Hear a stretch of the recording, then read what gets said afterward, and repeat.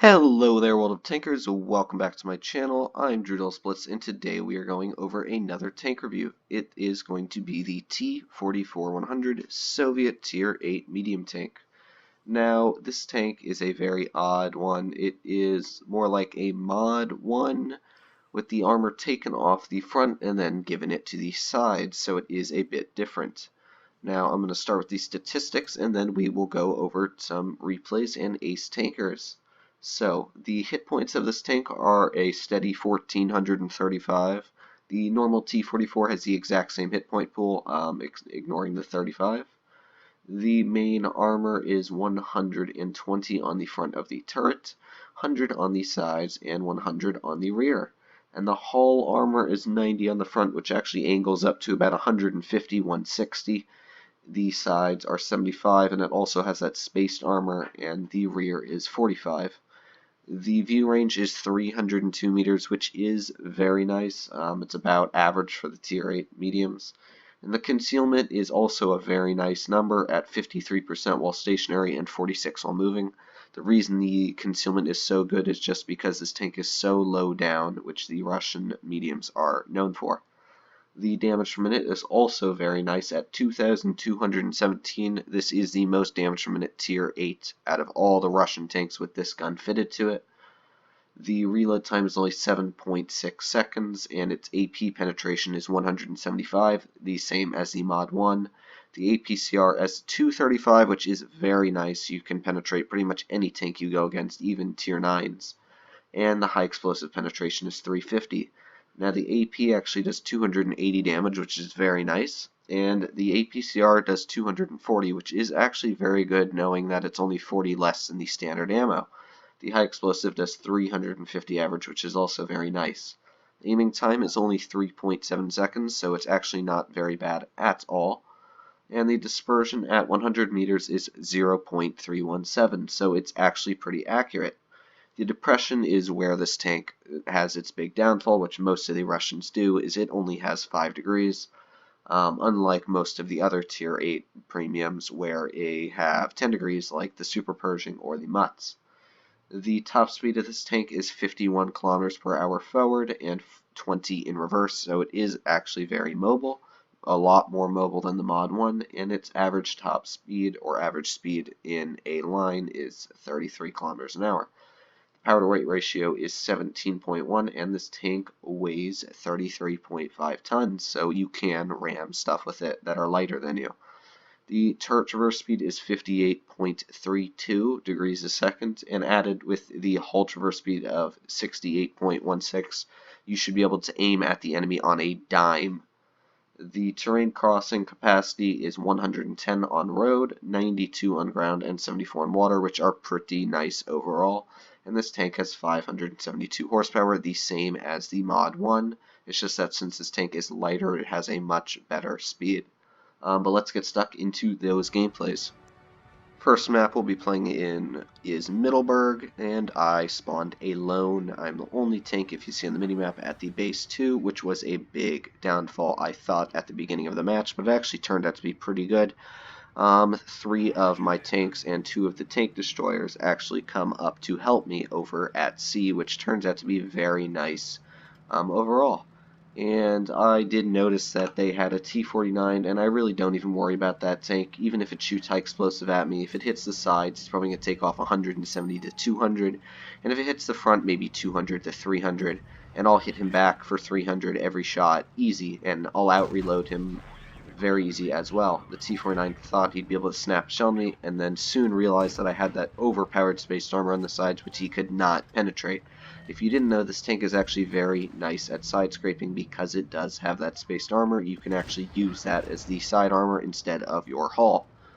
This tank, as you can see, though, is very accurate when turning the turret. Almost dead accurate. I'm able to aim it on little parts of that T-26C4's turret, and he is already dead, and we've already managed to pick up 1,288 damage within the first minute of this game.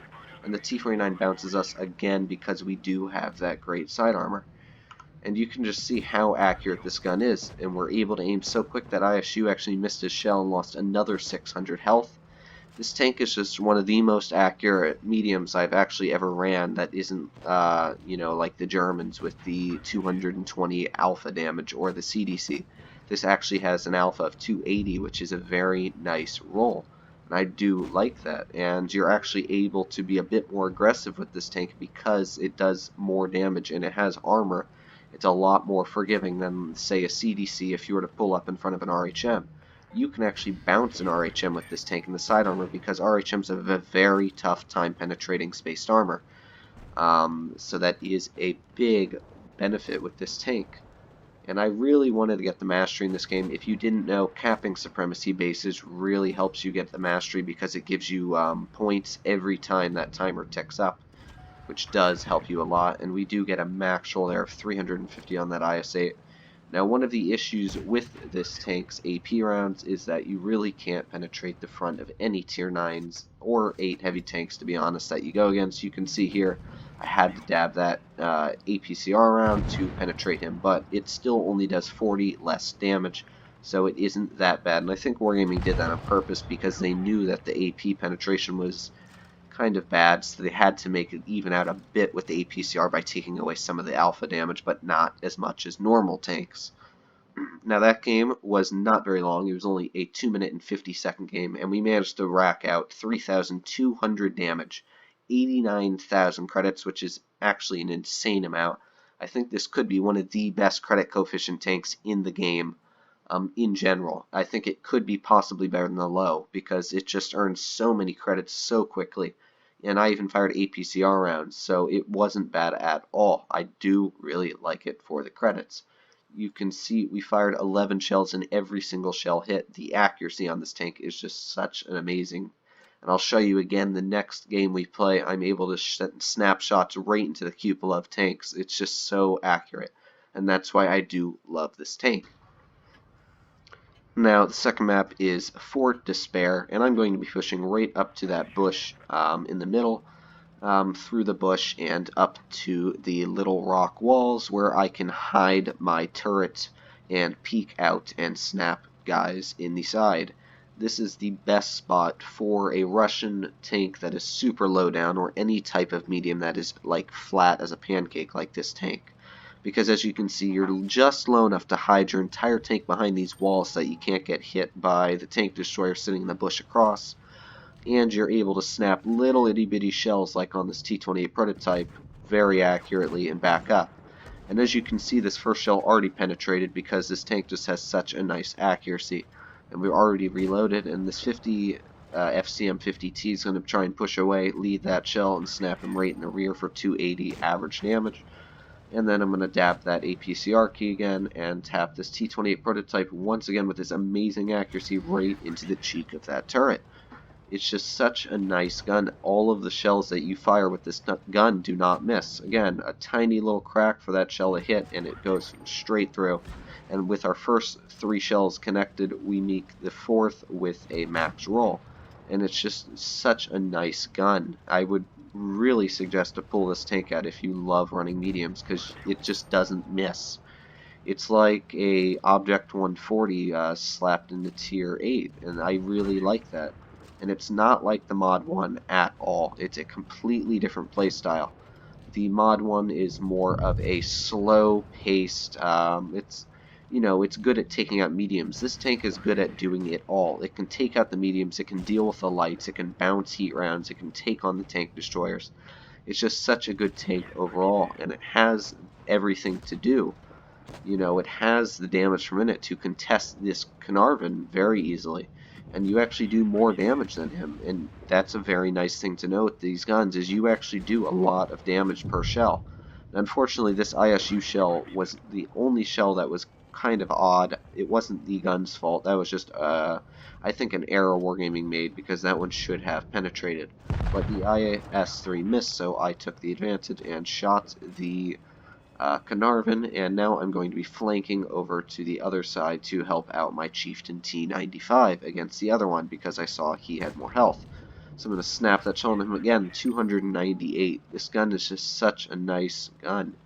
You'll see you really don't miss your shells with this. I'm able to run on the move, almost flank behind this guy who's just able to turn quick enough but we would have snapped another shell into the side of him there if our teammate had not have, and that would have been another 3,300 damage if we had penetrated that. But we're already into 3,200 damage, about to be 3,400 this quickly into the game. It's only been 3 minutes. So that's 1,100 damage pretty much per minute you're pulling out in this tank. And you don't need to be a super skilled player to be pulling out those damages. As you saw, none of these shots were super impressive yet. It's really not that hard to pull out these crazy damages. And the first shell we do get penetrates right through that E75. And I'm going to be loading APCR in through the cupola of him now, and the E75, as you'll see, is almost impenetrable by my APCR anywhere, so I have to tap him in that cupola, and I can just easily snap them right into him, shell after shell. It's just the easiest thing to do, and you can see that it's just such an easy tank to take out. Unfortunately, my chieftain does pass away as soon as I fire here. The T-49 actually kills him. I'm quite disappointed in the team overall, the effort.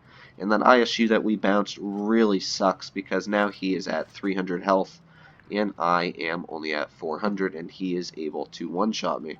And unfortunately he pulls around the corner and he doesn't have enough health for me to even one-shot him, and he snaps the shell right into my rear. If my first shell had penetrated him, this game would have been completely different. We probably would have come out with the victory, 5k easy.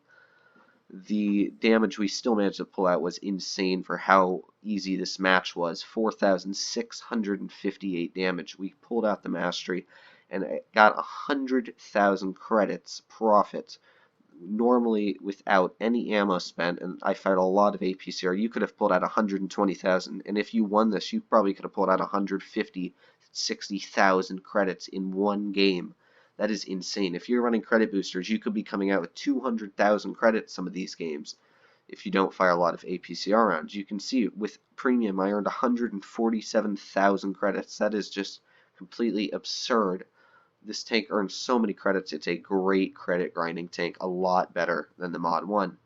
Now the issue with this tank is that in the store, this tank is in a bundle only. You cannot buy it alone. However, it does come with this sweet camo that I do like a lot. I wish they made it a bit more rendered in because it's a bit choppy. Looks like a crappy sticker was stuck on it. But it still looks very nice, and I do like the black matte on the back of it.